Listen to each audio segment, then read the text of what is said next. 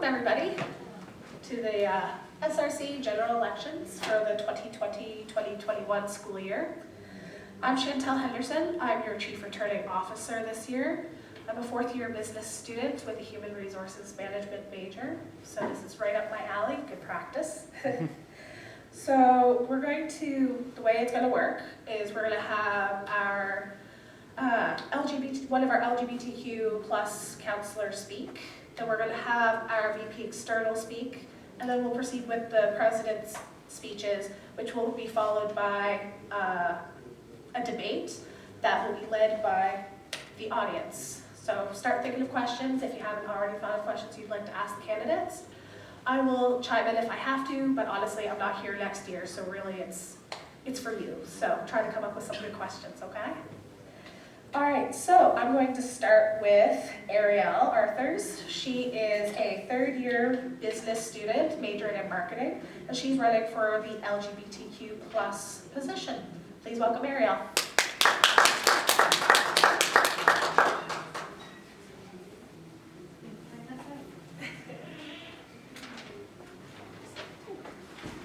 Hey everyone. So a speech for my position isn't mandatory, so I promise I'm going to keep it super brief. I just wanted to take the opportunity to introduce myself. I'm Ariel Arthurs, and I am one of the candidates for LGBTQ plus counselors. So I've been involved within the LGBTQ plus community on campus. I'm an executive member of the first LGBTQ plus clubs on campus, True Colors. I've been involved in the planning and coordination of multiple campus events, including Trivia Night, the Mixer. I've also helped with the Clinic 554 fundraiser at the Uptown Drag Justice event. I've promoted multiple off-campus events to encourage participation within the community for our LGBTQ plus members. While these recent events and initiatives have been great, there's a lot of potential for more. I want to see more events. I want to prioritize our safety and inclusion. I want to do workshops that focus on some of the issues that the LGBTQ plus community does have. I want to advertise the resources we do have available here, and I want to make more of them accessible. I want to collaborate with local youth to encourage support and involvement before they enter university so that they're more comfortable when they get here. And I want to continue collaborating with outside organizations to build those relationships for future events. I also wanted to take a moment to address a concern that was brought up throughout my campaign. People did approach me and ask if I did represent the LGBTQ plus community, and I do. I am openly bisexual. I do understand why people want to make sure they are properly represented, and I can assure you that with me, you are. So, thank you.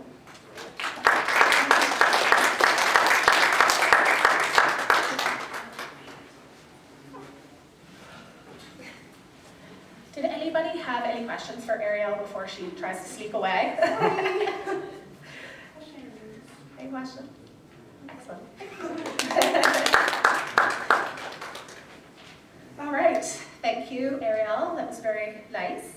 So now we're going to welcome our VP External candidate. She is running unopposed, but she does have to give a speech.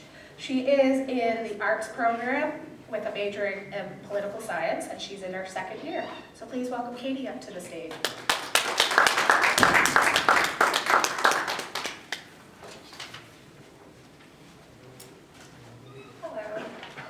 Just as I get started, I just wanted to recognize that the territory we're on right now is the List Quake territory.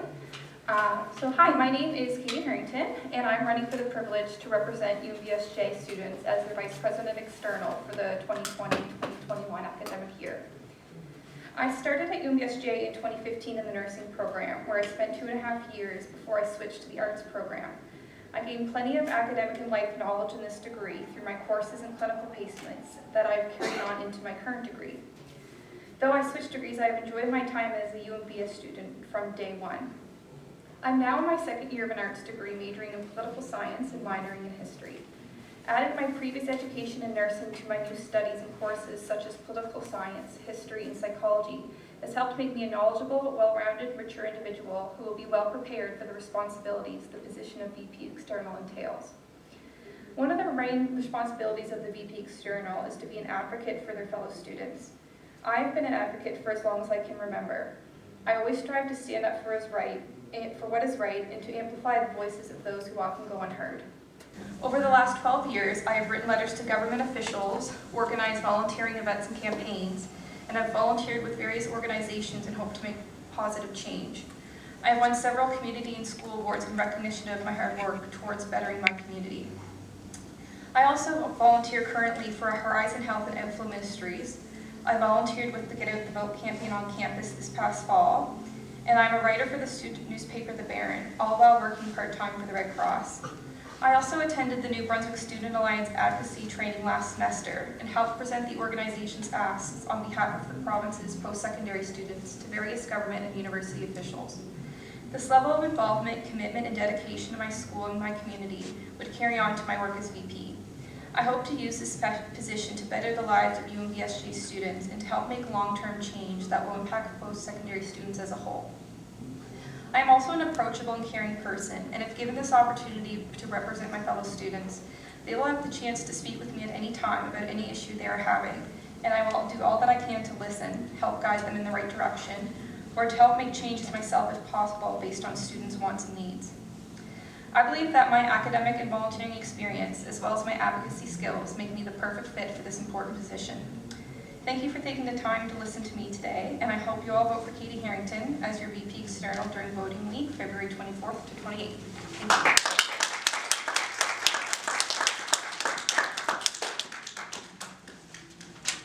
you. Did anybody have any questions for Katie? Yeah. Wonderful. So she is running unopposed, so just go online next week and you can just click yes or no if you don't have any faith in her abilities. But I'm sure we're all here because we have faith in her abilities. So. I trust her in her abilities. I think she'll do great. Yeah. So good job, Katie. So we're going to move on to the presidential parts. So again, we're going to start with introduction speeches, and then we'll be given an opportunity to address the audience to offer questions for the debate. Okay? So we're going to introduce Jason first. Jason is a third-year business student, majoring in marketing and economics. He's the president of the BAS currently. So welcome, Jason, to the stage, please.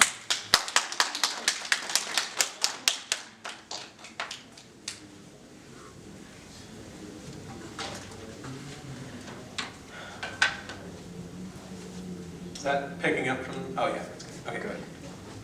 All right, so before I get into my speech today, I just want to thank everyone for coming out. I know student politics isn't the most exciting thing, especially on a Friday afternoon and on such a beautiful day. Before I get into my campaign, I just want to tell you a little bit about myself in case you don't already know me. Like Chantel said, I'm a third-year business student and I do run the Business Society here on campus. I've been doing that since my first year because I'd like to try to make a difference on campus and try to help get people out and help create a sense of community here. And in running that society, I've gotten a lot of transferable skills that I think will be well applicable in the SRC President's office, such as general leadership skills, a lot of connections and ability to connect students with the community and the community with our campus, as well as being able to listen to the students, understand the problems they're facing, and help them find a simple solution that they'll be able to implement, and many more. So in order to get into my campaign today, I'm just going to talk on three major points that I'm running on. The first being why I think clubs and societies are so valuable to our campus and why they deserve proper support, as well as why I think our community culture is so valuable here and why we need to support it and keep it alive while we still can, as well as accountability. So first off, with clubs and societies, obviously this is pretty near and dear to my heart. Like I said, I've been running one of the bigger societies on campus for the last 2 years, and I've helped it grow from a brand new club to one of the biggest ones on campus in that time.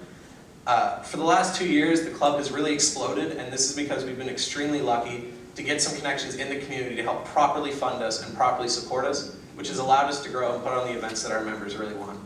In my opinion, if every club was given this support, they too would have that opportunity to grow to their maximum potential and help grow the community culture. In order to do this, they need funding. The SRC obviously has a limited budget, and there's no way they can give every single club that wants it a few $1,000s to run an event. That's just not realistic. But what I would like to do is extend the luck and the opportunity the business society's had in connecting with the community and help bring all the clubs together with the wealth of funding that the community is willing to offer so they can help grow themselves to the absolute most that they can. So that leads into my second point, the campus culture, and why that is so important and why we need to protect it while we still can. When I first applied to UNBSJ 3 years ago, there honestly wasn't a second choice for me. I loved the idea of getting into a small campus where you could make a difference, where everyone could know everyone. It was extremely friendly, extremely welcoming, and it was the biggest thing that pulled me here. Ever since I got here, I've felt this sense of culture slowly dwindle away, and I've heard people in the halls saying this over the last few weeks as well. More and more, I hear people talking about why we don't have something that Fredericton does, or why we're having less and less events, and less people staying on campus after classes and just going home. To me, this is a huge warning sign. Another big indicator for this is these very elections. Over the last 4 years, we've averaged 12 candidates, but if you look at the 6 years before that, we averaged 17. I know it's only 5 people, but that's 30% of the students who felt that their voice was able to make a difference, silencing themselves, thinking it's no longer worth the effort. And with that, we're losing out on the opportunity for fantastic talent that could help propel our school into the future. On top of this, the way our campus is run, everything begins to feel more and more divided between different faculties the further you get into your degree. There's no way for engineering students to get to know nursing and business students in a natural sense. We don't have classes together, we're often divided through different buildings, and with that, you often only make friends with the people in your classes. To me, this comes because we don't have a social hub on campus like so many schools do, where people can come after their classes to mingle with other students and get to know new people. To me, that's what the bar should be. The bar is a social hub on many campuses, and there's no reason why it isn't here. Over the last few years, both SRC teams have tried to relaunch the bar, and with that, they've had great success at the grand opening, but over the following weeks, it always tends to drop off. And in my opinion, this isn't due to a lack of effort, but it's due to putting the effort in the wrong place. The SRC has always tried to single-handedly push people to the bar, but that's way too big of a task for only one team. I have a plan to be able to involve all of the clubs and societies in order to incentivize them to use the space to help drive people there and make it a buzzing spot year-round. With the last few minutes I have with you today, I would just like to talk about accountability. To me, this is the most important thing when it comes to someone in the office like president of the SRC. To me, accountability means 3 things. It means owning your mistakes, it means doing what you say you're going to do, but most of all, it means not saying you're going to do something until you have a plan to do it. Because without a plan, you have no way of knowing in the end if you'll be able to deliver on these promises. That's why, for every major point in my campaign, I've made a point to already have a detailed execution plan as to how I'm going to move forward with it before presenting it to the students. And for many of them, I've already created dedicated Facebook videos explaining how I'm going to do this. If you haven't watched them, I strongly encourage you to go through those before the election next week, as I touch on many of the things facing UNB now, as well as some things we need to get ahead of if UNB is going to survive into the decades to come. Accountability is something that's also very important to my opponent. He said so much during his speech in this very room last year. To him, he said his campaign was a contract and a checklist of things that he wanted to deliver to the students. That checklist included things like helping freeze tuition, helping bring additional mental health support on campus, bringing greener initiatives and healthier food options, and creating more study spaces and helping support more clubs. Going into the campaign, I didn't see many solid plans from Patrick last year, but like many others, I was extremely hopeful and I gave him my vote. But as the year went on, more and more things seemed to drop off that list without getting crossed off. And by the end of the year, only a few things have, such as our fantastic increases in mental health support and new study spaces and a few others. To me, I don't believe this is because Patrick didn't put in the time. In fact, honestly, he was probably here more than anyone else all of last year working for us. The problem was, he didn't have a plan going in. If you don't have a plan when you're hit with the busy schedule and the stress that must come with a position like president of the SRC, it's extremely hard to find the time and the mental capacity to be able to put together these complex plans while dealing with everything else. This year, I see Patrick running on a very similar campaign of extremely good ideas that would be fantastic on our campus. But once again, I see a similar format of no solid plans being presented, and I fear that by the end of the year, we'll see a similar result with only a few things crossed off and everything else left in the dust. To me, that's simply not enough for UNB. UNB deserves a president who honestly believes in accountability, will do what they say, but most of all, won't promise something until they have an actual plan to deliver on it. Thank you.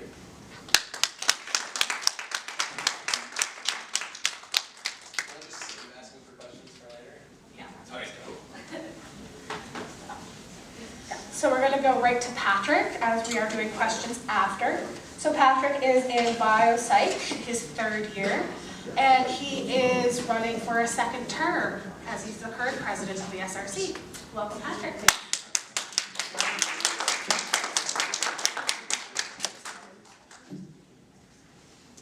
Thanks, Alan. Hi, everyone. My name is Patrick. I'm the current SRC president. So I guess I'll start with just addressing some of the things that were stated by Jason. So a big issue, I guess, is my planning abilities. So we did actually have a concrete plan going in. We have a strategic plan as an organization. We have a priorities list that we've worked through throughout the summer. And so I guess I'll just start with going over what we've completed this year before we get into what we're looking to for next year. So just going off the list here, so we opened for the first time ever a resource center for students. So we launched this without a budget because that's something determined by the year before. We essentially took the old abandoned rooms that we have in the student center, converted it as we could into a space with sexual health products, hygiene products, textbooks, school supplies, kind of a ton of things that you can think of. And then throughout the year, we've been systematically working to improve it. It's gone through renovations, which is currently in right now, improving the space. We're now planning on adding, for next year, we're adding an actually dedicated budget line to it, so we ensure that there's actual resources there for students, because that's a huge demand that we've heard time and time again from students, is that university is expensive. You know, you might be putting all your money towards that. You might not be able to afford the smaller things like toothpaste, toothbrushes, soap, having access to important information about our resources, about what the campus and the community has to offer. So that was a big priority that we developed. And an important part of it is that before we did have a small campus food bank, but it was located inside of one of our offices. And no student's going to access that. So what we made sure is that it's in a private space. No one is there to check on supplies or anything like that. We go in and we refill it every once in a while, but to make sure it's a safe space for students to know that they have privacy and they can access those resources easily. So that was a big one that we accomplished this year. The next one is study rooms. So we took all of the study rooms in the student center. They had old couches, and if I'm being completely honest, there was a mice problem in our building. So we had a few critters in there, and so we took all of that. We had everything recycled, we got rid of it, and then our council approved all new furniture that's actually made for studying. And so we purchased it from a company, and we ensured that it had long-term warranty so that we don't have to worry about it so much. And so that was a big priority, getting that, because our student survey that we launched this year as well for resident students, general students, and athletic students, they showed that 85% of students were concerned about not having study space on campus for them to use. And so we made sure that was a priority, and we delivered on it. And now the plan for next year is actually we're continuing to grow and build off these plans. And so we put in a request to have technology added to the rooms so that they actually have the same capabilities of our other study rooms, so they're more usable for students. And then we're also planning to add more resources to them, and a lot of stuff like that. So there are plans, obviously, going forward, and now we're building off those for next year. The other one that's actually coming to fruition soon is our Trails project. So I don't know if you know, but we have an elaborate trail system on campus that extends all the way from here to the St. John River to Tucker Park. They're beautiful, wonderful hiking trails, great for snowshoeing in the winter. And we thought that that was something that we weren't taking advantage of as a campus. We constantly hear, we want to be more like Fredericton. We want to be like Fredericton. But all of us chose to be here, so I feel like we chose not to be in Fredericton for a reason. And so we always talk about how there's so many disadvantages to where we're located. We're not uptown, we're not accessible and things like that. So why don't we instead, we'll try to bridge those gaps, but at the same time, let's take advantage of what we have here. We're surrounded by beautiful nature, we're surrounded by the river, we're surrounded by parks and everything. Take advantage of that, get students outside, create programming around snowshoeing and hiking and things like that. So coming this spring, we've had trail signs, a big trail map with everything, all designed up. They'll be ready for this spring, and they'll be installed.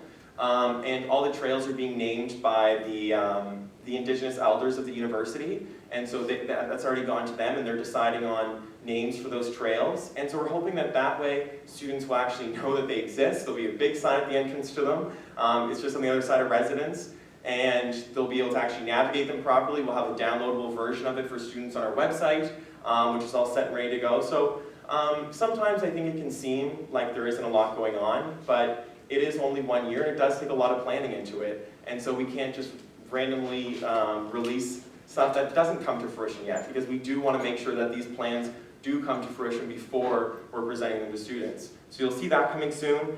We've also been working really hard to connect better with students. So we've been updating our signage and our promotions. If you see there's a new entrance sign that is it has the logo for the SRC. We had that installed because no one really knew that the digital sign is owned, purchased, and operated by the SRC. They weren't aware, a lot of students aren't aware of the contributions the SRC has made over the year. And so we want to make sure that students are aware and can connect better, and so we installed that. Then we also updated all of our promotional material, like stickers, and we had a big backdrop made and things like that, because it all had the old logo and everything. So we want to make sure we're updated, and that we're staying current, and that we're more accessible for students that way. Another one is advocacy.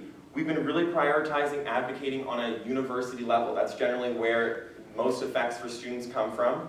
And so this year we have the most students than ever on university committees representing the SRC and students. And we've also created, for the first time, a formalized application process. So before it was just the president would appoint whoever they wanted, and now we have a form available online that students can download and hand in. We've already had lots of submissions for next year. And so that way we can actually know what interests students have, and so we can best represent ourselves and students at the university level, where essentially all the decisions that affect students are being made. And so that's a big win there.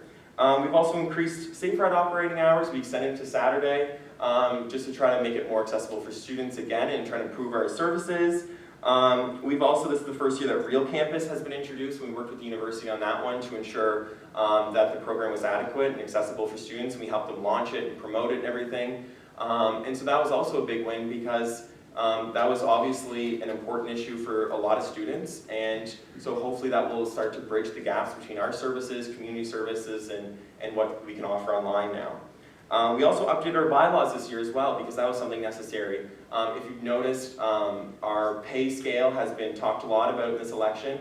The only reason why it's changed is because the university changed their tuition.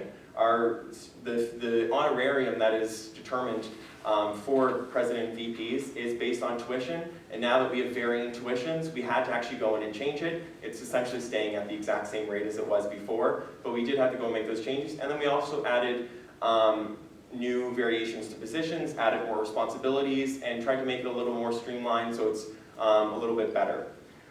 We also reintroduced the orientation chair position to try to attempt to improve orientation on this campus. We updated the SRC website. We are formalizing the student complaint system after what occurred over the summer, and so we're working with the university to create a formal student complaint system. We've also been doing things on the Mental Health Task Force and Sustainability Advisory Council. And so there are so many things that have come to fruition over this year because we have been planning. We have been making sure that we have these things in place. And I haven't even mentioned things for next year, but essentially things that are coming are we are allocating budget for the Resource Center. As I said, we are creating a student wellness lounge to create more study space. So that will be redoing one of the rooms on the Student Center. We're looking at redoing the lounge, the clock tower lounge as well, to improve those spaces.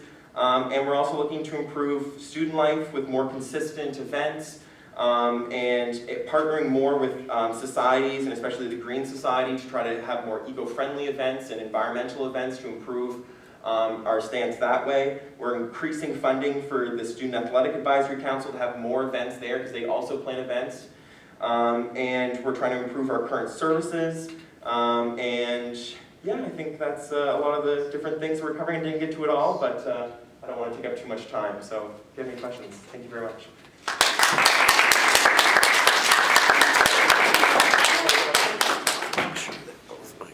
Sorry to cut you off, but we ran out of time, but that's what question period is for, so it's fine.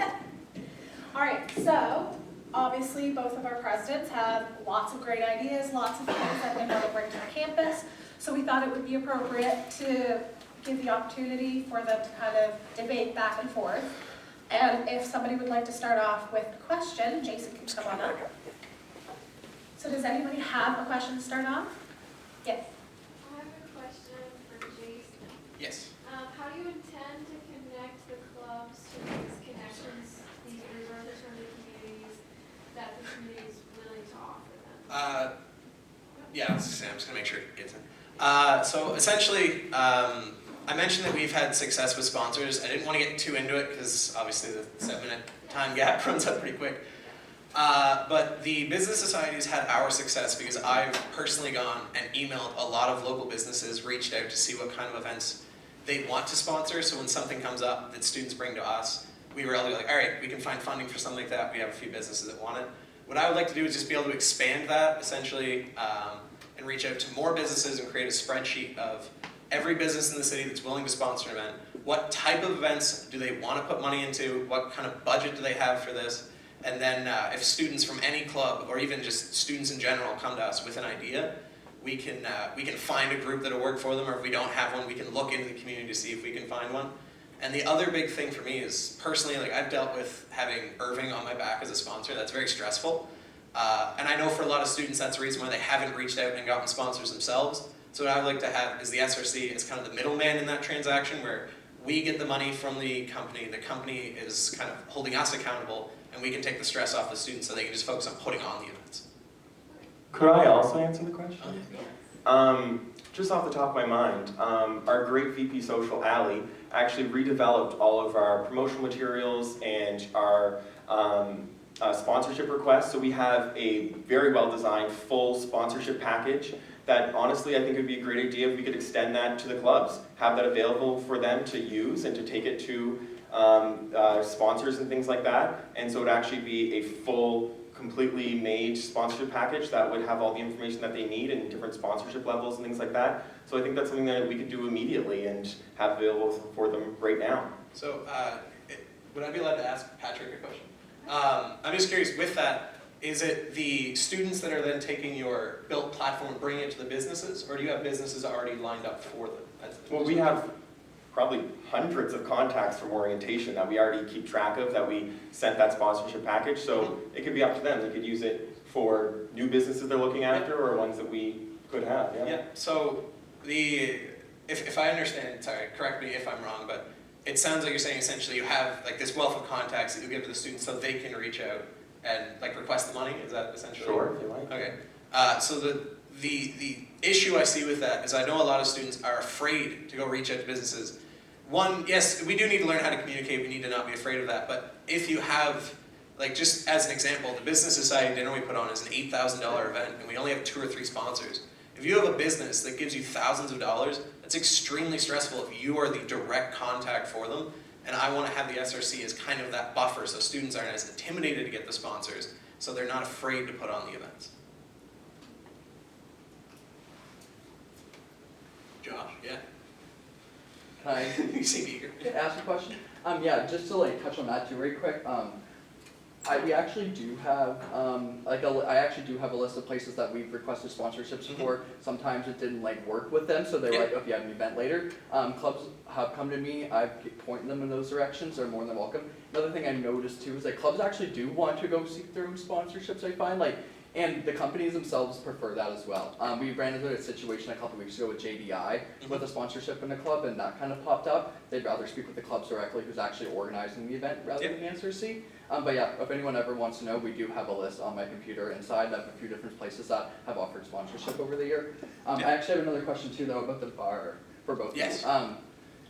Have you guys made I don't know, just for both of you, I don't know if you've realized, but the SRC does not own the bar or anything. So have you had concrete plans set in stone, or have you spoke with Jennifer Hurley from Chartwell's, the actual university? Because Chartwell's owns the liquor license, the university owns the space, and then the SRC leases it on a year-to-year basis. So it's not guaranteed every year that the SRC is even going to have the bar. So have you spoke with those 3 different places and talked about having it open earlier, or see if they had any plans set in stone for the bar yet? Before you answer, I was going to add to that. Yeah.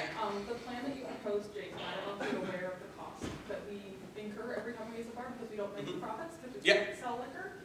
It would cost approximately $38,000 for you to have the bar open every day like you're hoping to, because Yeah. because we don't own the liquor license. So I'm just wondering, So, yeah. because the budget is set in stone by the current executive, not the executive, sorry, the entire council, where do you think the money would come from? So, it's going to be a bit of a long ways to answer because there's a lot to that. First off, if you saw my video the other day, essentially I was promoting the idea of having people put on events in the bar more and more often by creating an incentive program where there'll be a small kickback to the clubs for putting on an event if they get enough people through the space.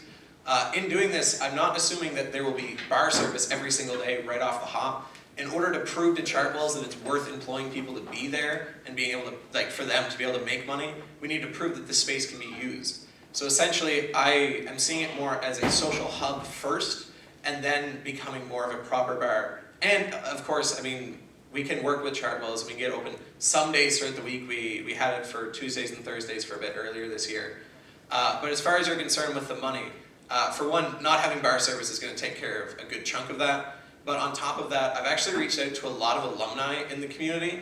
And when they were here, that bar was new, it was huge, it was the center of the campus. And when I released my video showing that it was empty at 5 o'clock in an afternoon, a lot of alumni reached out to me personally offering money to back that incentive program, which we could also use to help pay for some of the service of using the space.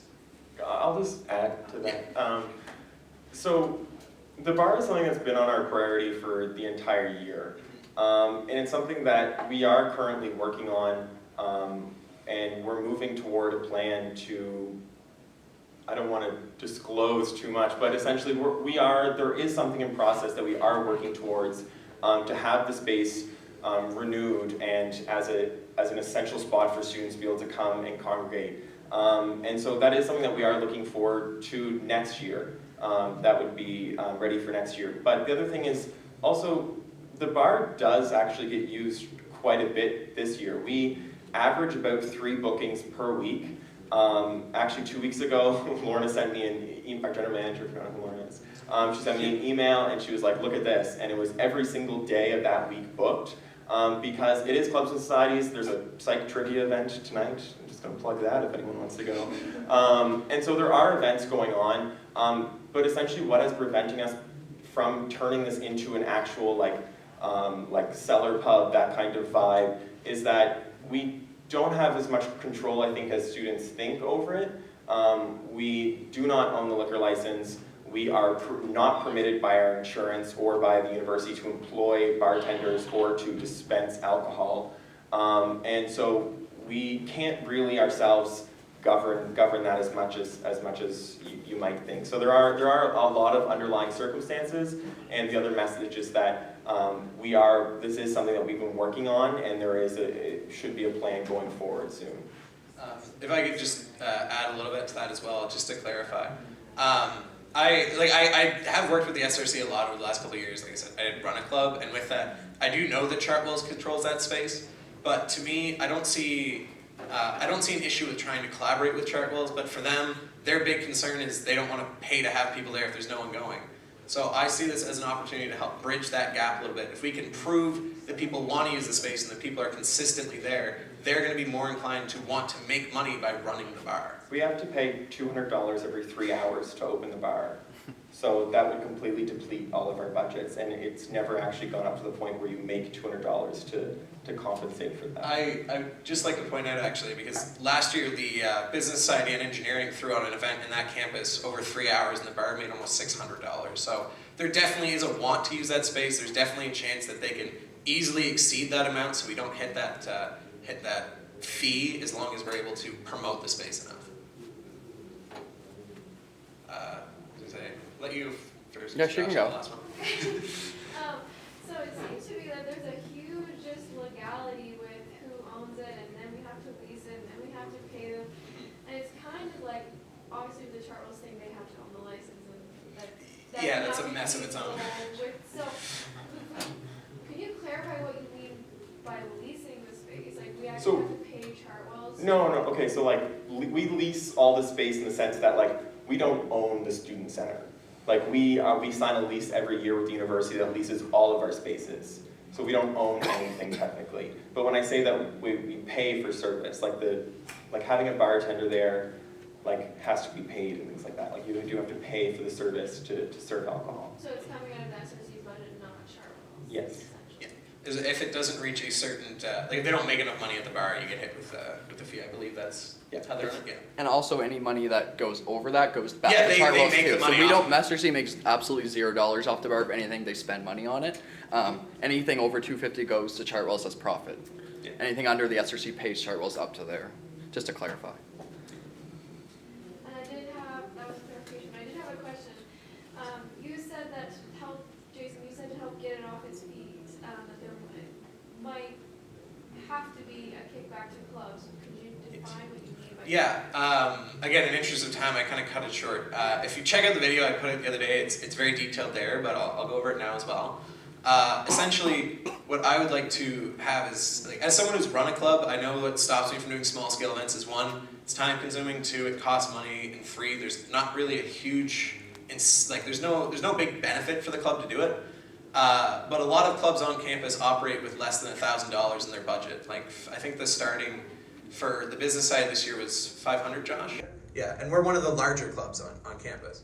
So what I would like to do is, if they're able to pump 30 people through that bar in a couple hours, we would kick back either $25 or $50. We'd have to figure out first if we can find some sponsors for it. Like I said, I do have a lot of alumni that have reached out to me that want to support that initiative. But on top of that, if we're able to find some larger sponsors for some of the bigger SRC events, we might be able to save a little bit of that budget as well, to be able to give it to the clubs if they can get people through the bar. Did you have anything to No. Okay. Kristen? One of my big platform things is that addiction is like a big problem, especially for the LGBT community, but also for like students in general in the university. So it sounds like that in order to not be running a deficit by opening the bar, you're gonna have to push a lot of liquor sales. So how, like, it sounds counterproductive to like trying to keep addiction in like university down. Well, to me, essentially, just to give an example, because I've gone to UNBF a couple times to meet with their business society and their councils just to kind of talk about some things. And for a lot of them, the bar, theirs is a pub, so it's not quite a one-to-one comparison. But for them, that's just where people go at the end of the day for their classes. So they don't spend 6 hours there, they spend 30 minutes there hanging out with people, have 1 or 2 drinks and leave. But it's being able to cycle more and more people through as they come out of their classes, where we'll be able to make money, not off of, 10 people spending $200, but off of, 100 people spending $10 when they go through, kind of thing. I would also just probably add that there might be some sort of conflict with that in the new alcohol policy, with like promoting drinking is really not permitted, and like providing any monetary value that equates to drinking is not permitted, nor is it permitted by our insurance as well. That's like constant life liability. Yeah, so, sorry, just to respond to that, I don't see this as promoting it as a place to go drink. I see it as promoting it as a place, as a social hub. So where people, at the end of their classes, at the end of the day, like, for example, one of my VPs, he went to Munn Community College, and there, the people who lived on campus, the people that lived further away, the first stop at the end of the classes was just go hang out at the bar and see what events were going on and everything like that. So it's not necessarily that we're promoting, go have a drink, but we're promoting like go socialize, go like it would just be a kind of a heart to our social culture that we can branch out of. I would, just to add, I would say that you are right in the fact that a campus pub or bar is probably something that is extremely beneficial to social life. But at the same time, I agree with you, Kirsten, in that fact that we need to balance that. And we've actually had a few inquiries this year about having like AA or NA, which is Narcotics Anonymous, on campus, and we have put that to student services this year as well, just to inquire, and so it's something that we are looking into more as well. So I think having a balanced approach is an important thing as well. Yeah, I would agree. True. Yeah, this one's for Patrick actually. Because of the fact time restraints, you kind of didn't really get into too much detail with your plans for next year. I was wondering if you could kind of go into a little bit more detail on plans for having events and just give yourself. Anything in particular? You spoke on the athletic advisory committee and how you're going to get them.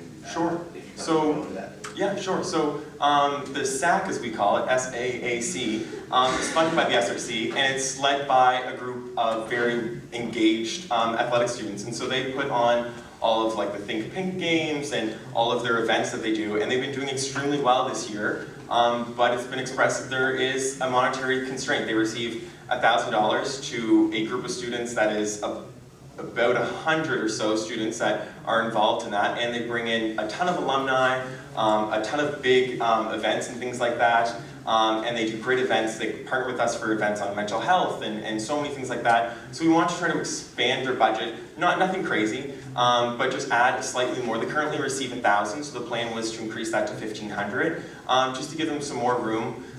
Because they have been doing extremely well. They've been showing that they can plan a lot of events and execute them well with great attendance. And so I think that having a campus that has strong athletics and that has a strong community built around athletics, among other things, is an important part to building that sense of community on campus. So I think that's one of them in particular. Other things around student life that we've been looking at is our events. And so something that we have trouble with is that we really don't have a huge staff, we don't have a huge amount of people, so it is really just Allie and us helping as much as we can to plan the events that we do. And so next year we're looking to set an event schedule. So having it set in the summer before, and just consistently doing those events to try to create some sort of some more community around it. Having consistent and well-scheduled events, so you start with orientation, first class bash. This year we did a holiday formal, looking at a winter carnival for afterwards, and then doing some sort of last class bash like we are this year. Having consistent schedule to that, so that students can know when they are. We have them, they're more well planned because we can plan them farther in advance. And then also adding in event weeks. We've been working with the Green Society this year to put on a green event, have wellness and recreation activities. We've been doing mental health weeks, having those weeks also built into it that way as well. So setting that schedule, and then it also makes it a lot easier for clubs and societies. I don't know if anyone knows, but right now the Women in Business are having a coffee event right now uptown, and it's scheduled at the same time. So that happens all the time this year because we don't have that kind of built around it. And so that's an important feature that we added this year. We relaunched the website. We completely redid it and relaunched it so it's more accessible for students. And then, so the calendar that's in there, why not we could easily make it so that we schedule everything in advance. We have that available for clubs and societies so they can plan around that, or we plan around them. So that's an important thing. And just on the website as well, that's the other thing that's also been working on, I forgot to mention that, is the student resource directory as well. So we've been working this year to compile information, contacts, things like that, to create a resource directory housed in our website, which would allow students one single access point to access all SRC services and resources, all university resources, and community resources as well. So there'd be like categories that would be like financial aid or community resources, LGBTQ resources, things like that. And then built in would be all the information that they'd need. So it's one single place that's housed all the information. It's a model that a lot of student unions have adopted. And so that's also underway and will be ready for next year. If I could just ask Pat a question as well. There's a bit of a tangent, but just to pull it back. So you mentioned giving a little bit more money to SAG, and I think I remember in your campaign video saying you're going to support the clubs and societies a little bit more. I'm just curious if you actually have a plan for where that funding is going to come from. Sure. Exactly. Yeah, so we've been looking at funding a lot this year because we've been trying to rearrange it. I'm sad to say we do have a lot of what I guess you can call stagnant funding. So we have funding that's going places that is really not doing that much. So for example, part-time student bursaries. We give a lot of money to part-time student bursaries. This year, part-time students are very low because of the change in the definition of a full-time student. And so that is actually accumulating quite large. And so we've already been working with our endowment partners to actually be able to use that money and reallocate it to all students after January so that the money can be used. Sorry, I kind of got on a tangent about that. But essentially, where that money would come from, one, we are predicting increases in student enrollment. We have the new residence building as well with the new program starting in September. So we are predicting an increase. This year, we also had a significant increase in student enrollment. We actually budgeted, we can never know how many students there are going to be when we create our budget. So it's an estimate based on enrollment numbers from the university and also enrollment numbers from the Higher Education Council. And so essentially this year we predicted quite a bit lower. And next year, and so this year we actually have quite a large surplus that's coming in. And so there is quite a bit of funding that can be allocated around. And so, yeah, that's essentially where it'd be coming from. I think it's important to note too, that Patrick, you keep saying we didn't make the budget this year. Last year people made it, so that's another thing that people come to us a lot about, complain a lot, is like the way we budgeted or the way we plan on spending the money. We were never consulted with from the last year's executive team, and something like that. That's something that Patrick and I will be doing this year, I do believe. Like, that's a good point too. And the new ones. Because this is the first year that we've ever done budget consultations as well. We met with we met with student services, we met with athletics, we met with our advancement, like the scholarship people, and all the different kind of stakeholders that generally are asking us for funding and for money. We met with them in January and February to go over what they need from us, what would best benefit students to allocate that money, because that's the best way that we can create a budget for next year. Just to point out too, like whoever does get in, come and talk to us so we can work it around.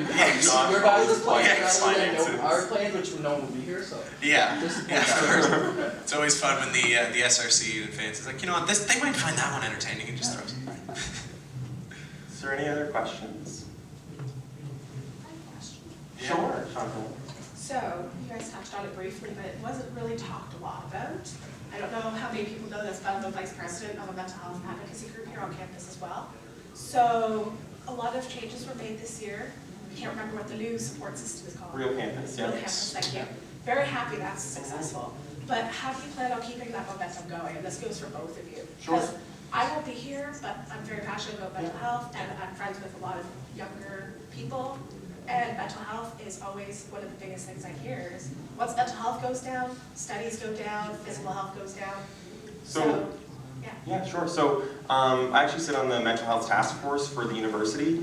So we're doing a complete review of all mental health services on both campuses. And so we're prioritizing our counseling services and things like that, and working to how we can better streamline those programs and get more students seen faster and get them transitioned into any more long-term care that they need. That is a big issue, is that our counseling and things like that gets bogged down with long-term counseling, and that's just not something that we have the funding or are we equipped to do. And so now we're working on a model where students come in, can be triaged here, can do short, like for example, like 6 weeks counseling programs, and then we can work with them to transition students to community resources and getting help in the community that way, because it's terrible to say, but the university doesn't have the funding or the capacity to handle those cases, and that's why I believe starting in November, the counseling was booked for the rest of that semester, so there wasn't any available spaces. So it's not helpful for students when there are 0 spaces available. So that's something that we've been working really hard to pursue and to make sure that's happening, and so we're currently working on that with the Mental Health Task Force. And then we also helped bring in Real Campus as well, which is trying to bridge that gap. So if immediate counseling services isn't available, if it's something at night or something, they can access certified counselors on Real Campus. And the great part about Real Campus is that it actually can get you free in-person counseling appointments that we've partnered with in the community. So you talk to a certified mental health counselor, and then they assess you depending on if they think that you need more long-term counseling. Then they immediately refer to one of our partners in the community who are registered counselors, and then you receive counseling, and it's completely free, and it's covered by your student service fees and your tuition. I'll be honest, I don't sit on that task force, and I haven't really been a part of any of the mental health initiatives on campus. That being said, I do appreciate how valuable it is. I actually, like you mentioned, like bookings were completely solid, and I was actually trying to get in earlier this year and couldn't, so I do understand that struggle, and I do know how valuable it is, but in all honesty, I don't have much input at this point. Any other questions? Sure. I keep hearing a lot about like Fredericton and like a lot of comparisons to Fredericton from you, Jason. Yeah. and you kind of mentioned like you want to make us more like Fredericton in a way. In a way, yeah. And you said you have like plans. Do you have like where are the plans? Can Yeah, you well, like, concrete documents? Maybe? well, essentially, I don't have documents, but if you Right. check the videos, I do go into detail for a few of the points as to first how I'm going to get better support for the clubs so they can help put on the events, as well as the video on the bar that went up yesterday. Yep.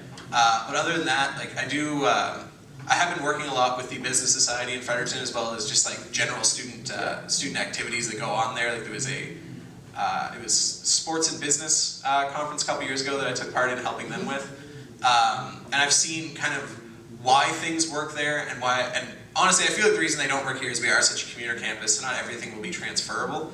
But it's more of just getting people staying after class is the first big part of getting us to their level, and then having an event almost every day, so there's more of a reason to stick around into the evening. So they also, I don't know if you noticed, they have about between $2 and $3 million. Oh yeah, they have a way bigger budget. So yeah. that's why they're able to put on more Yeah. events like that than we are. So their it student also is population. just to do with like the structure of our campus. Yeah.